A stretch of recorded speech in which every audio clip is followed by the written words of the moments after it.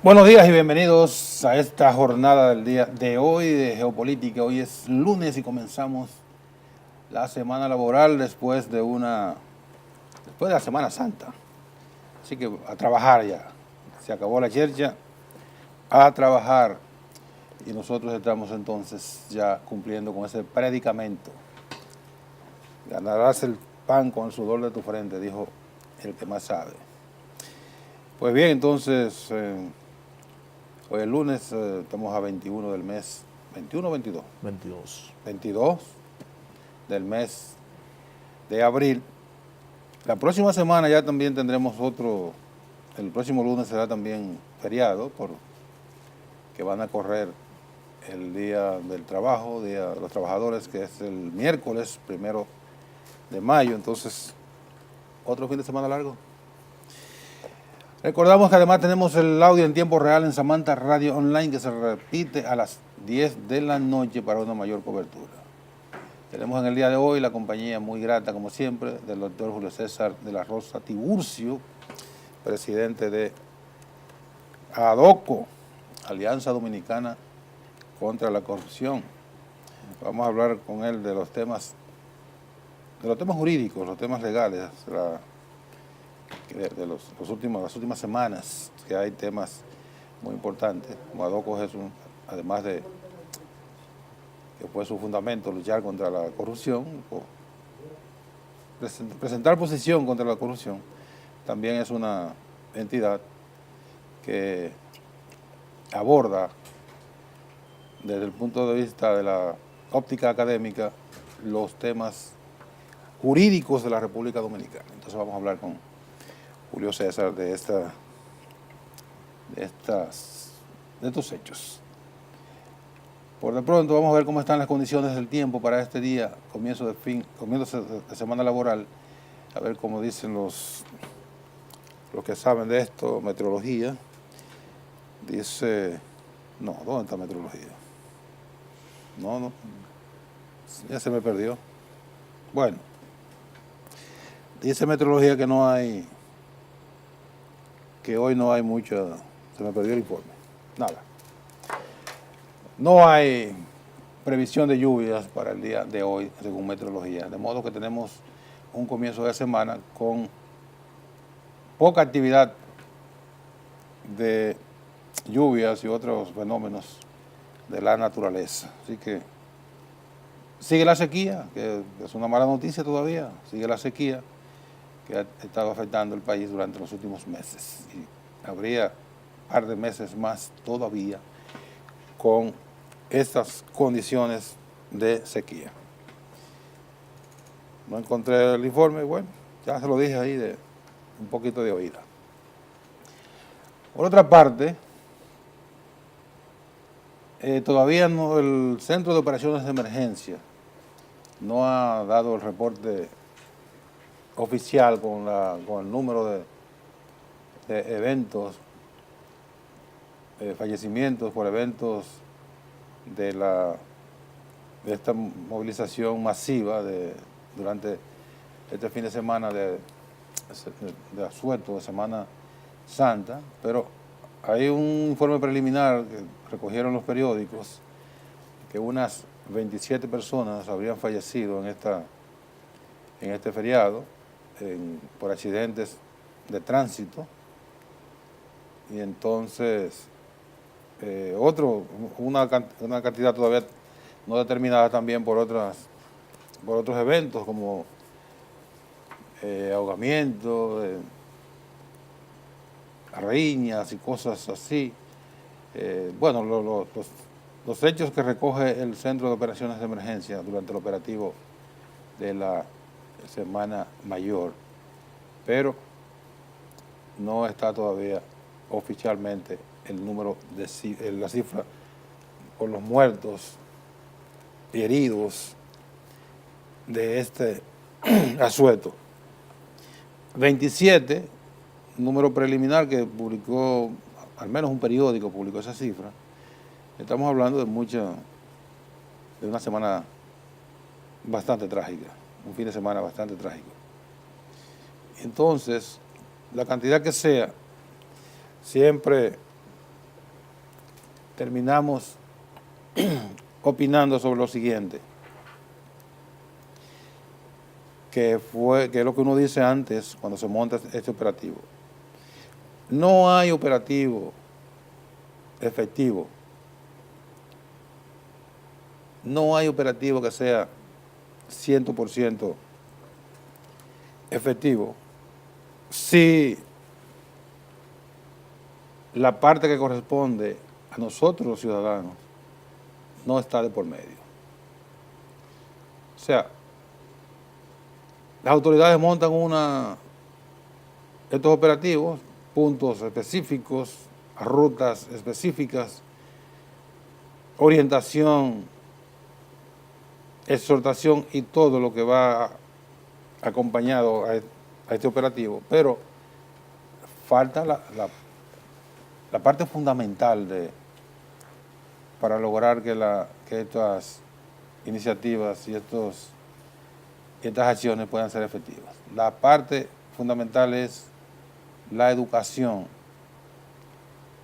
el comedimiento, entender cada uno de los que andamos en la carretera, en las calles, que las autoridades no pueden estar al lado de cada vehículo, al lado de cada persona, persuadiendo o atajándolo para que no ande como un desesperado en la carretera.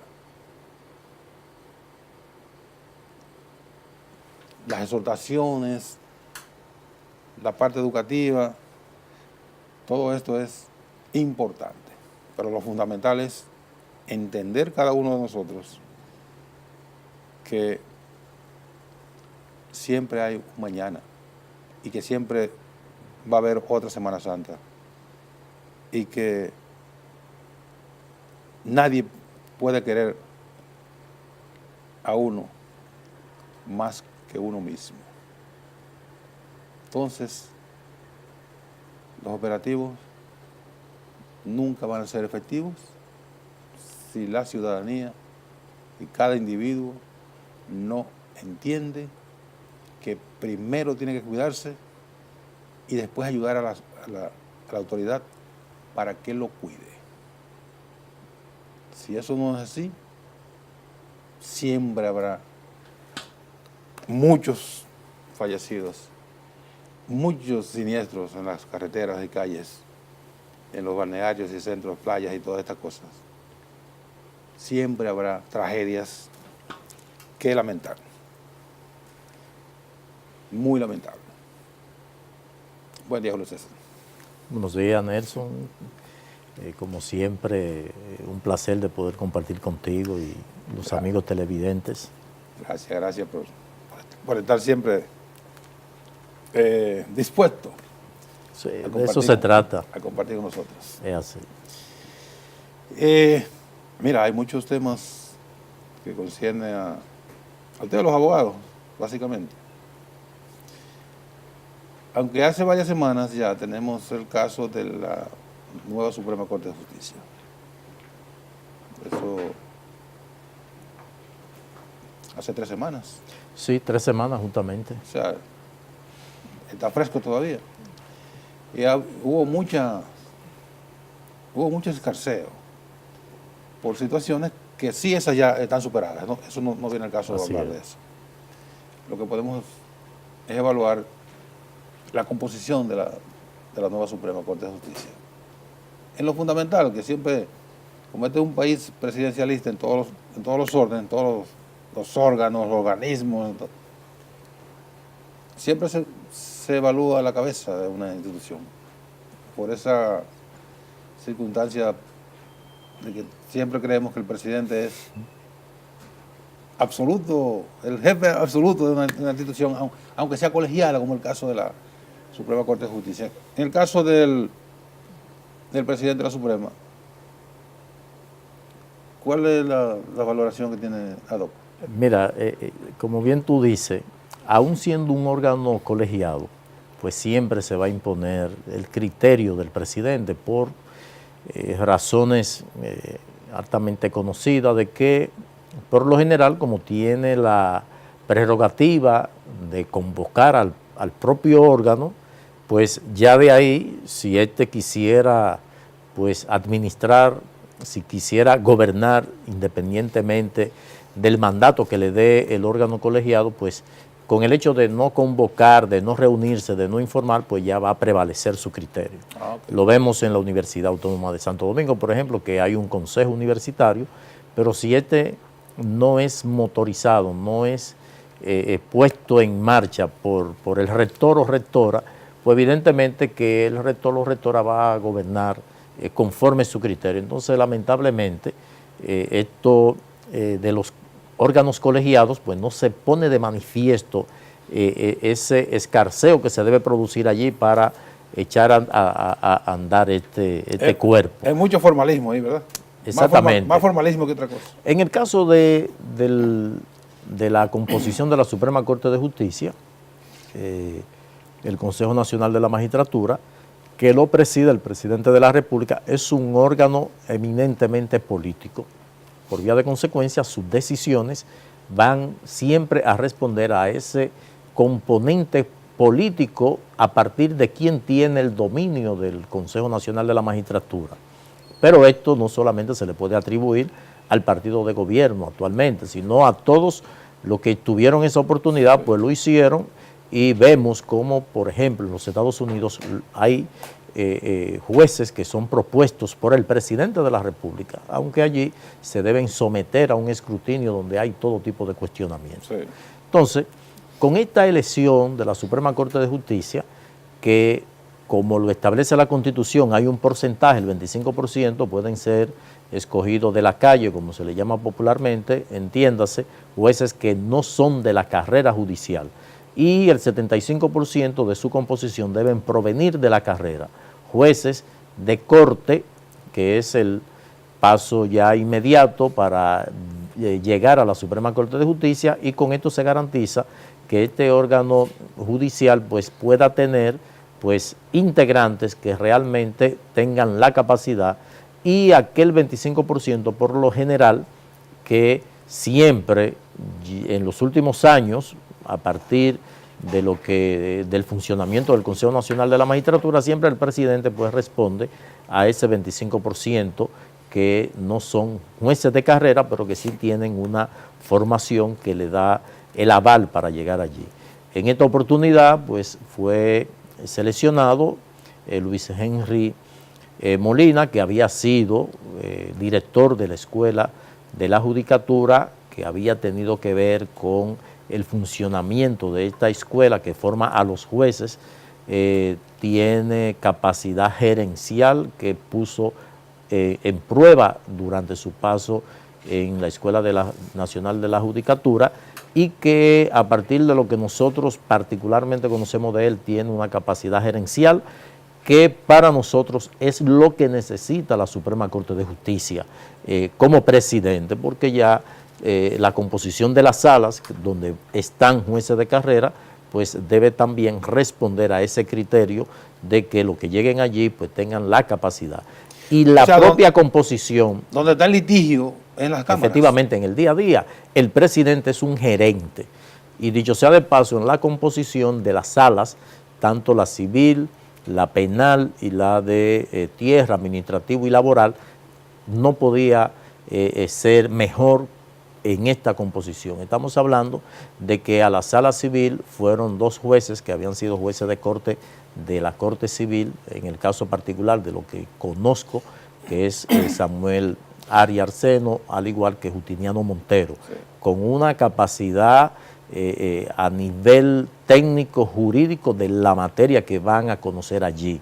En la sala penal, pues también fueron jueces que tienen el día a día en esa materia, y ni hablar de la sala administrativa, laboral y de tierra, que la había presidido Raymond Carbucia, que con una formación en todas esas áreas, tanto administrativo como laboral, al igual que Rafael Goico Vázquez Goico, que también proviene del área laboral y del área administrativa.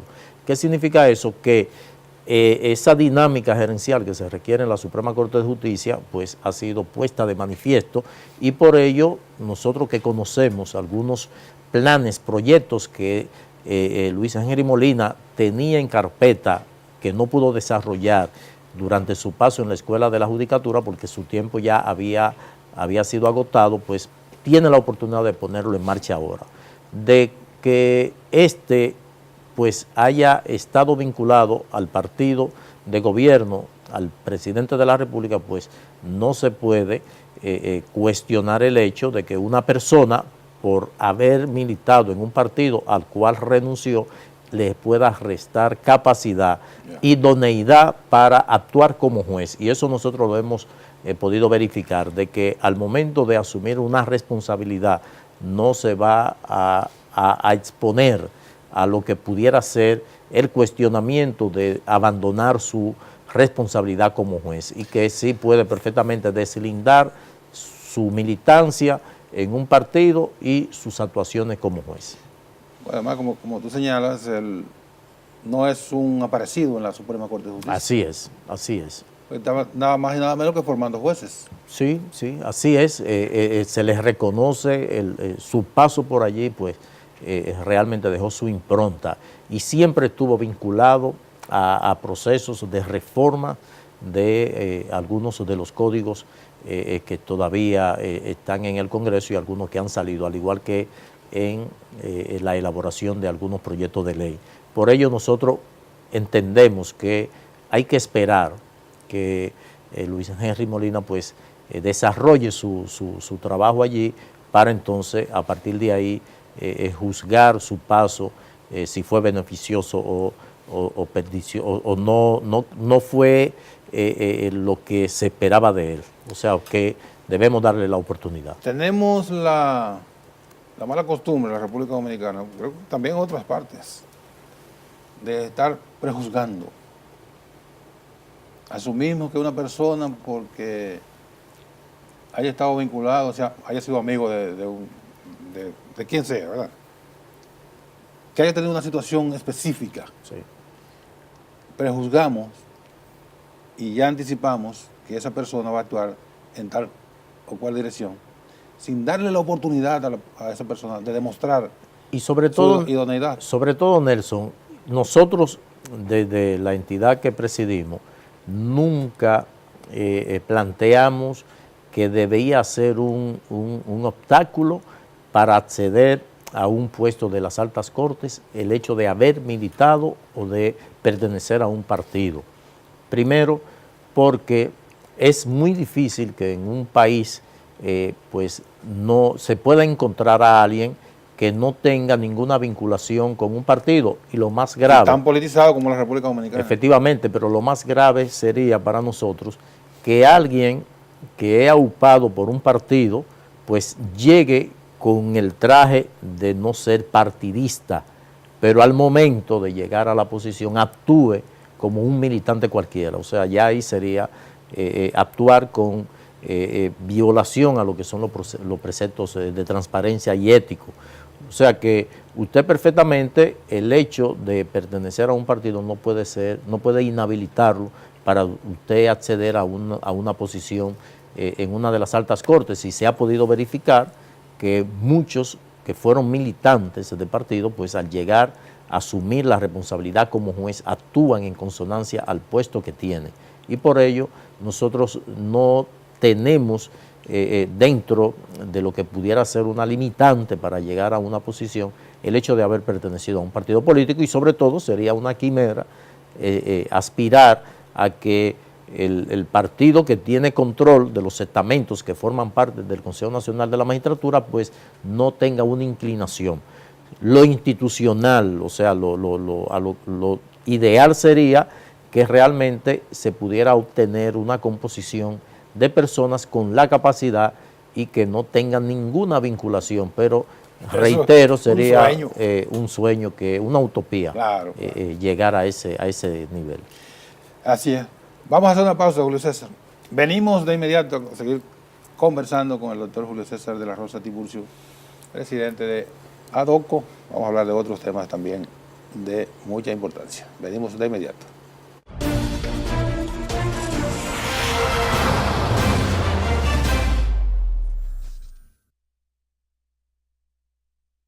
Televisión, lo que tienes que ver.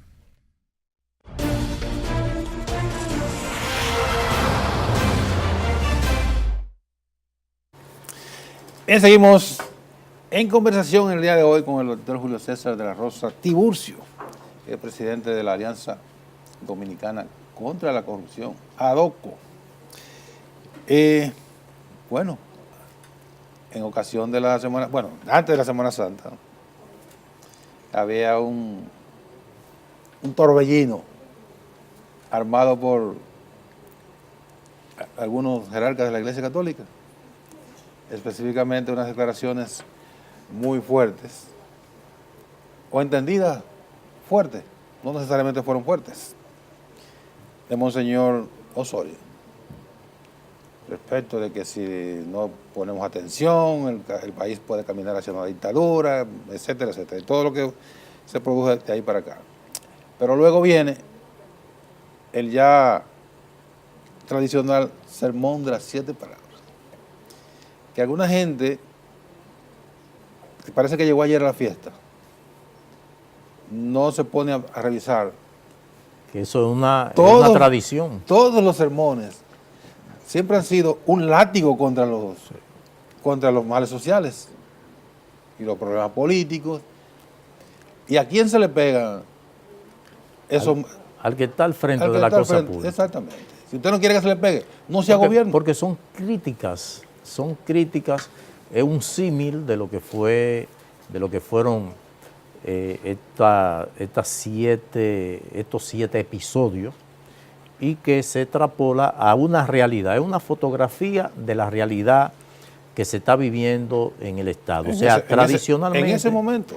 Tradicionalmente siempre es un enfoque crítico.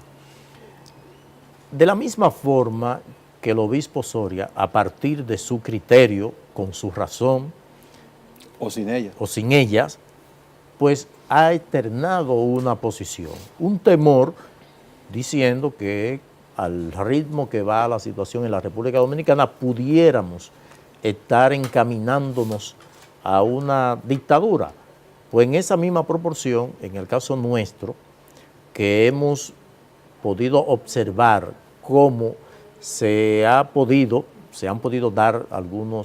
alcanzar dentro de ese conglomerado de exigencia que uno siempre ha venido enarbolando, cómo se ha podido avanzar. Entonces uno no puede desconocer eso.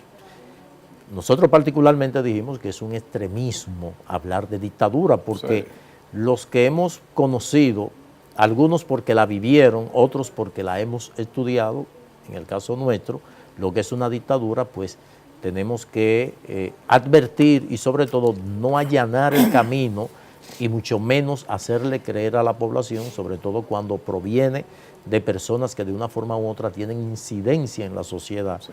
Pues hay que ser cuidadoso. Y aún usted estar convencido de que se pudiera estar ante la amenaza de un evento de esa naturaleza, usted debe hacer toda contribución a los fines de evitar eso, pero sin llamar, sobre todo sin alarmar a la población. Y es lo que nosotros hemos hecho, de que no es verdad que porque un partido tenga control de los estamentos del Estado, pues pudiera ni siquiera por asomo pensarse en una dictadura, porque nosotros tuvimos una dictadura.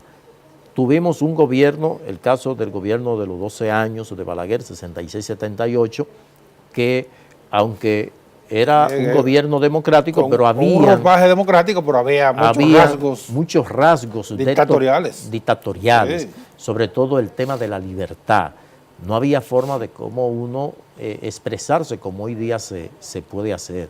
Y sobre todo una participación en el activismo del día a día de personas que no son políticos, pero sí te opinan y te fijan posiciones políticas a partir de su criterio y te cuestionan a quien esté en el gobierno lo hacen de manera independiente, pero todos sabemos que hay detrás de ellos. Sí. Entonces, en esta oportunidad nosotros le salimos al frente de que era un extremismo hablar de que nos encaminamos a una dictadura. Y hemos planteado que ha habido una dejadez por parte de los partidos de oposición, que han debido ser pues, mucho más activos para insertarse en los estamentos de poder, la municipalidad, el Congreso, y sobre todo que ejerzan su papel en el Congreso. No es criticar, cuestionar una decisión, obstaculizar una decisión de carácter político, sino participar y ser más objetivo en los cuestionamientos. Porque El contrapeso. ejercer el verdadero contrapeso, porque ni siquiera, por ejemplo, en el Consejo Nacional de la Magistratura se puso de manifiesto el papel de la oposición. Allí habían 2 representantes. Ahora, cuando se escogió el Tribunal Superior Electoral, ellos no sugirieron, como se les sugirió ahora, inclusive en las actas del Consejo Nacional de la Magistratura, se les sugirió que hicieran propuestas, sin embargo no la hicieron. Y vimos cómo ese papel de la oposición, porque los partidos deben actuar conforme su capacidad de abstracción electoral y exigir su participación de cuotas. Si usted tiene de 8 miembros, tiene 2 en el Consejo Nacional de la Magistratura, pues ejerza su papel. Si van a nombrar a 10 jueces, pues usted debe proponer en base a su proporción, a su participación. Claro. Entonces, Por lo menos proponga. Proponga, y usted debe tener la capacidad de poder advertir si usted es de criterio de que no deben ir vinculados a su partido, como rechazaron. Por ejemplo, nosotros cuando se mencionó para formar parte del Tribunal Constitucional Antoliano Peralta, que es miembro del Partido Revolucionario Moderno, sí, pero que nosotros particularmente vemos calidad en términos de su formación académica, jurídica, pero también y su integridad. De su integridad. O sea, tú vas a tener allí a alguien que propusiste, que fue de tu partido, pero que va a tener la seguridad de que va a actuar como un juez. Sí. Entonces, lo mismo en el Tribunal Superior Electoral, porque se trata, y Peña Gómez proponía eso, por ejemplo, de que hay una participación, y de hecho Balaguer en su oportunidad ya en el gobierno de los 12 años, pues le dio participación al Partido de la Liberación Dominicana con minoría en la Cámara de Diputados, y por ello fueron presidentes de la Cámara de Diputados Norge Botello, el propio Danilo Medina, presidente de la República, que fue Monchi Fadul, que fue parte precisamente de esa participación, y por eso nosotros entendemos que se debe... De ese compartir los espacios de poder. Efectivamente, y eso te permite por lo menos garantizar que aunque tú tengas minoría, pero sí tienes la capacidad de poder incluir en agenda un tema que sea del interés nacional y que sea promovido por el partido. Entonces, por eso nosotros entendemos que los espacios no se pueden abandonar, y por ello creemos que hay un incremento de participación del Partido de la Liberación Dominicana como resultado de su capacidad para llegar a esos estamentos, que no ha ocurrido con la oposición, porque vemos cómo esta, en vez de unificarse, pues lo que hace es dividirse. Del PRD salió el PRM, del Partido Reformista hay un segmento importante que está fuera del Partido Reformista. Sí. Entonces yo creo que debe haber una mejor maniobra para lograr una participación más activa en los estamentos de poder y no sumarse a un criterio que, con razón o sin ella, ha formulado el obispo metropolitano, de que el país se encamina hacia una dictadura, y que nosotros ratificamos que es un extremismo, porque no puede haber dictadura o amenaza de dictadura donde cada vez más vemos cómo hay una mayor participación y una mayor demanda de fortalecimiento de la institucionalidad en la República Dominicana. Además, con la experiencia que hay, un dictador aquí duraría menos que una cucaracha y un Pero gallinero. claro, claro, y de hecho, ¿Sabe por qué? Porque lo matamos nosotros. claro, es que ya la fortaleza que nosotros hemos logrado es para bien, o sea, no podemos retroceder y eso es impensable, y sobre todo en estos tiempos donde ya cualquier actuación es captada por cualquier ciudadano y puesta de conocimiento a todo el mundo. Sí, algunos dicen que la posición de la iglesia viene como consecuencia de la deserción de la oposición de no asumir su papel. No, y también las organizaciones de la sociedad civil hemos tenido que asumir un rol que le corresponde a los partidos políticos de oposición. Eso es una realidad.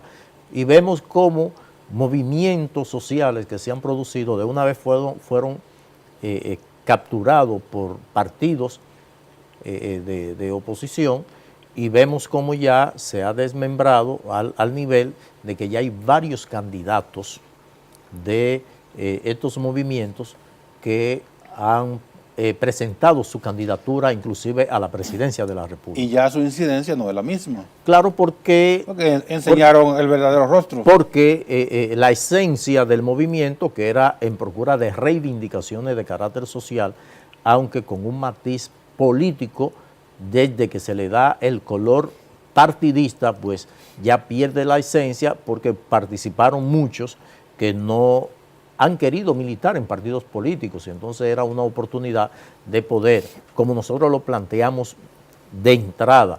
Nosotros dijimos, es que no podemos ir hacia una carrera descontrolada sin tener una agenda a manos. Y nosotros planteábamos, era una oportunidad para demandar la aprobación de una serie de leyes que pudieran resultar efectivas para en el futuro nosotros tener un instrumento de donde agarrarnos. Por ejemplo, la independencia del Ministerio Público, que debía ser una conquista del reclamo de la sociedad civil, y sobre todo la creación de una jurisdicción especial del Ministerio Público totalmente independiente para perseguir los casos de corrupción, pero también hacer hincapié en lo que debe ser el cumplimiento de los pilares de la justicia, y eso nosotros podíamos asegurarlo, como y también el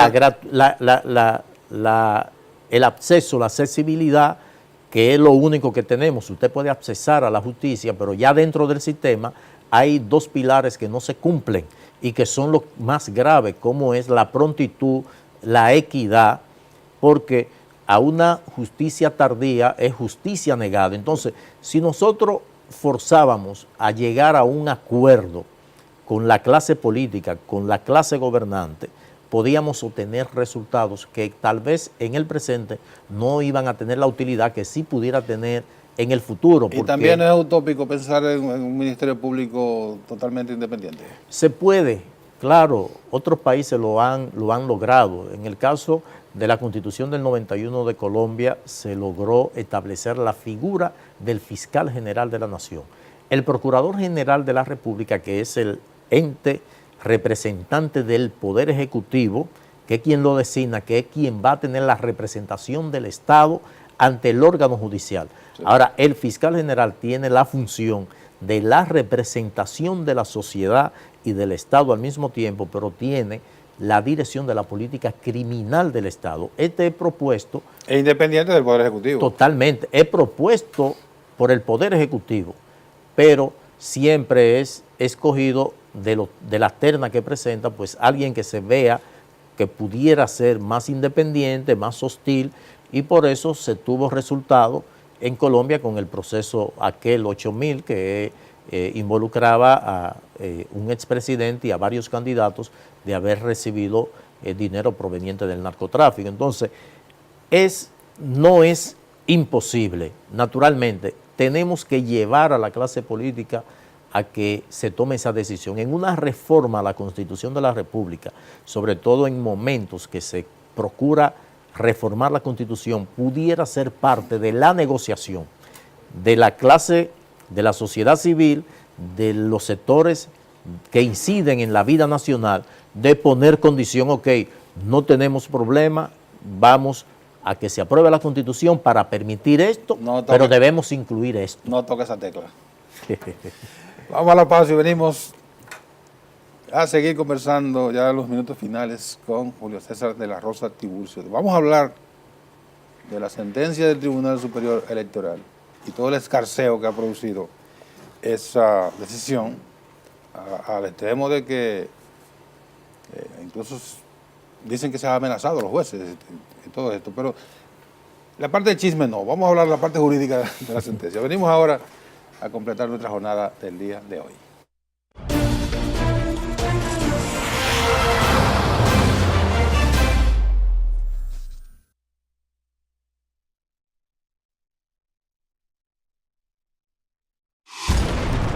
EN Televisión, lo que tienes que ver. EN Televisión, lo que tienes que ver.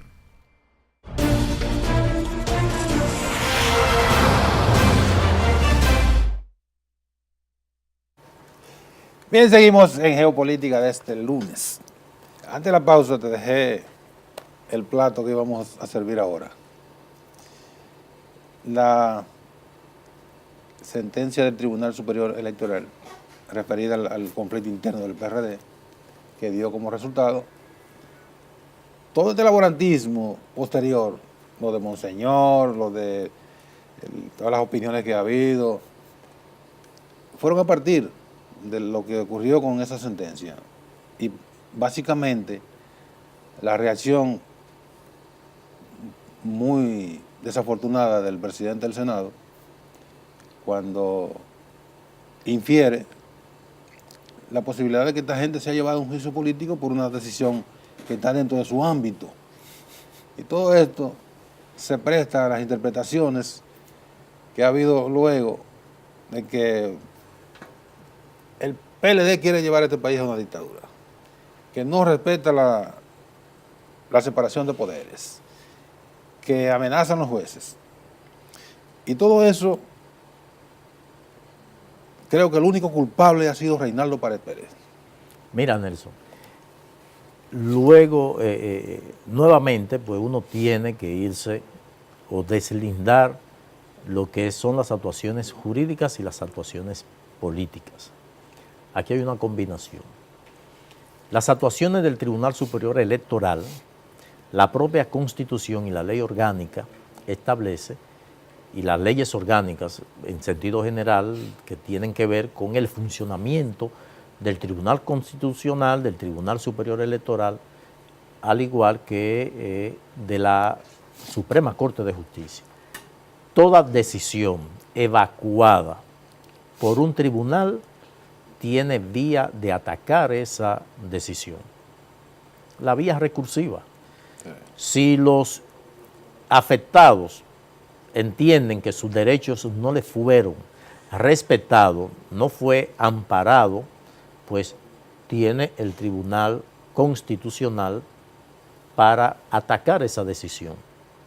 En consecuencia, todo lo que se desprenda de una decisión de carácter jurisdiccional, como en efecto es la característica de una decisión del Tribunal Superior Electoral, debe tener el recurso de revisión ante el Tribunal Constitucional, que es la Corte de Cierre.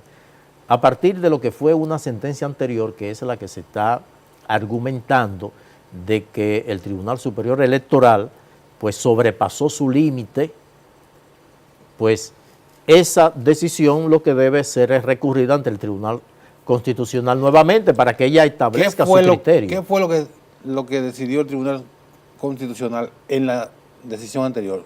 Le regresó al Tribunal Superior Electoral la sentencia para que corrigiera defectos. Efectivamente, entonces el Tribunal Superior Electoral entiende que no tenía que corregir nada y lo que hace es ratificar. Y está dentro de su ámbito eso. Dentro totalmente. Entonces la vía de atacar esa decisión es Volver al Tribunal Constitucional, entonces cerrar el expediente.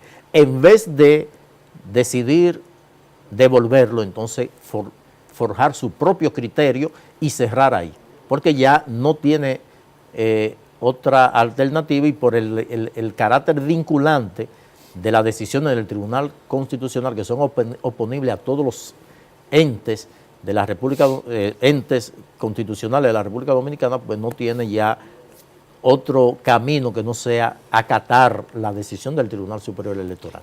Todo este escarceo. En el segundo caso, ahora, efectivamente. cuando vuelva, si es que la regresan al Tribunal Superior, No, al Constitucional. No, ya él puede cerrarla, el Tribunal Constitucional, a partir de su criterio, que es la ruta que le indica al Tribunal Superior Electoral y que no acató, a partir de que ellos entienden que ese es su criterio y se han cerrado ahí. ¿Y cuál puede prevalecer entonces? ¿No? El Tribunal Constitucional es la corte de cierre. Ok.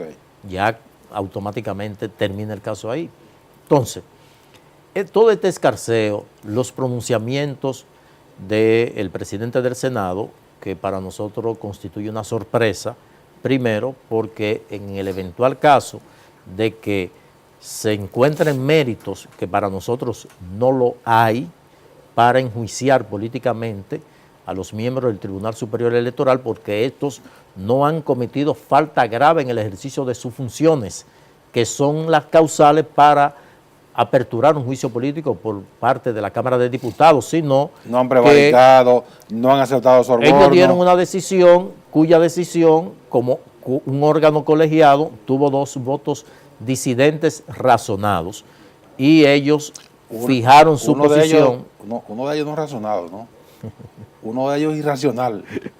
Entonces, en esta oportunidad, la vía es recurrirla ante el Tribunal Constitucional. Entonces, no sorprende que el presidente del Senado haya hecho este pronunciamiento cuando él sabe, porque conoce del derecho constitucional, que ante la eventualidad de que se aperture una investigación en la Cámara de Diputados, finalmente el juez que deberá juzgar a los imputados de haber incurrido en faltas graves es él.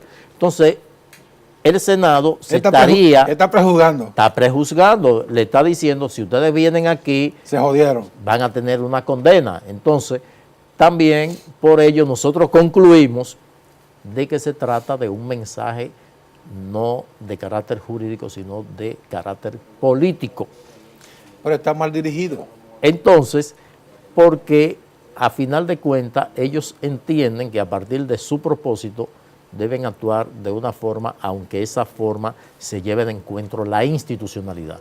Porque estamos hablando que si se abre un proceso de juicio político contra 3 jueces porque fallaron conforme a su criterio y a las pruebas aportadas, y que eso conllevaría a un juicio político, pues estamos hablando que esto va a debilitar la institucionalidad, pero jamás de llamar la atención de que pudiera constituir esto una dictadura, porque lo primero que se va a lograr es una integración de todos los sectores a demandar del Congreso que no pueden violar la Constitución y cometer un atropello. Entonces eso es parte precisamente del ejercicio democrático al cual uno tiene acceso y va a movilizar cuantos esfuerzos, recursos se requiera para llamar la atención de este órgano legislativo para que no cometa un atropello, porque las vías para atacar la decisión del Tribunal Superior Electoral siguen abiertas. ¿Ante qué instancia? Ante el Tribunal Constitucional.